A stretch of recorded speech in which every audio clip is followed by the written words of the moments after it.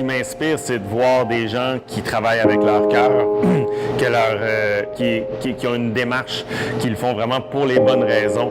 Pour moi, n'importe qui fait quelque chose de vrai pour les bonnes raisons et pour le bien commun, ont toute mon admiration.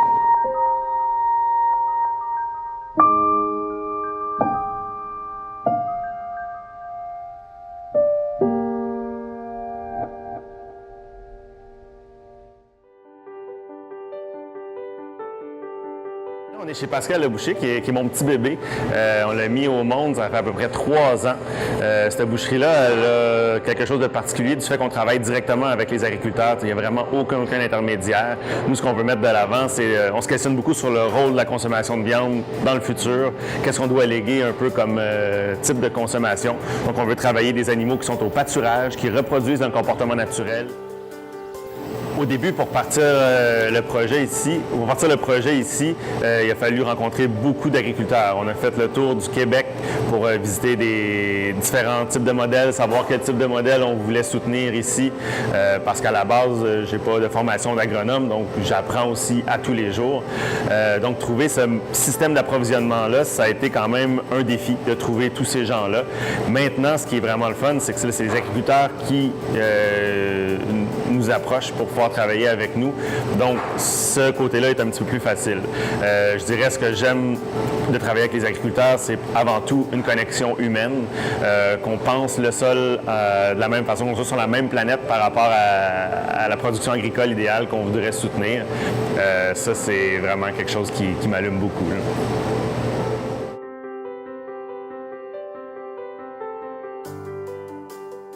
Je suis né dans le domaine de la boucherie. Mon père est boucher depuis toujours, puis moi, j'ai vraiment évolué là-dedans. J'ai commencé à 12 ans à travailler là-dedans, mais sans nécessairement vouloir faire ce métier-là de ma vie, d'en faire le mien. Moi, ce que je voulais faire dans ma vie, c'était important d'avoir un métier qui permet de changer des comportements, valoriser les bons comportements, d'aider un peu les générations futures à se préparer à ce qui s'en vient. Plus j'évoluais dans le métier de boucher, plus je réalisais les incohérences par rapport à ce métier-là. Et je voulais attaquer un peu ces incohérences-là aussi, mais j'ai réalisé aussi que je pouvais très bien attaquer ce problème-là de l'intérieur, en étant boucher, en travaillant la carcasse, en étant dans l'action et non pas dans l'intellectualisation puis les théories de tout ça. Donc, être boucher et de prôner pas juste verbalement, mais dans l'action, concrètement, dans la vitrine, pour moi, c'est là que ça prend tout son sens.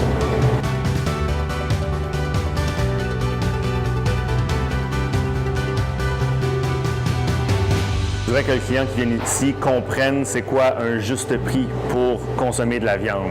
Oui, de la viande, comme on peut offrir ici, va coûter un peu plus cher qu'au supermarché, mais ça reflète et ça englobe pas mal tous les frais que peut engendrer une consommation de viande. Je pense vraiment qu'il faut changer nos habitudes par rapport à la consommation de viande à cause de toutes les conséquences. Tout ce que ça engendre comme conséquence de consommer de la viande, que ce soit par l'appauvrissement des sols, que ce soit par des conditions animales qu'on n'est pas prêt de cautionner, d'offrir une alimentation qui est diversifiée pour un animal, donc éviter tout ce qui est monoculture et les arrosages qui sont engendrés. Si on continue dans cette direction-là, on se tire vraiment dans le pied. Le principal défi, ça serait d'avoir développé un abattage à la ferme. Présentement, les abattoirs, il y en a de moins en moins, sont débordés.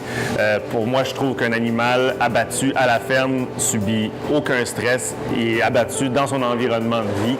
Ça serait vraiment un défi que j'aimerais qu'on s'attaque. Et si Pascal Leboucher peut aider ce défi-là dans le futur, ça serait quelque chose de hyper stimulant. Faut qu'on s'en aille vers ça. Pascal Leboucher a vraiment des liens très étroits avec la philosophie de Slow Food, c'est-à-dire de sortir de la productivité, de valoriser des races qui sont adaptées au territoire, à la régionalité, de sortir justement de tout ce qui est production vite, de laisser l'animal grandir tranquillement, de sortir de tous ces dogmes-là. Donc quelque chose d'identitaire, quelque chose qui touche le bien-être animal, des races patrimoniales comme la Chanteclair, la vache canadienne, c'est tous des trucs qui nous animent beaucoup.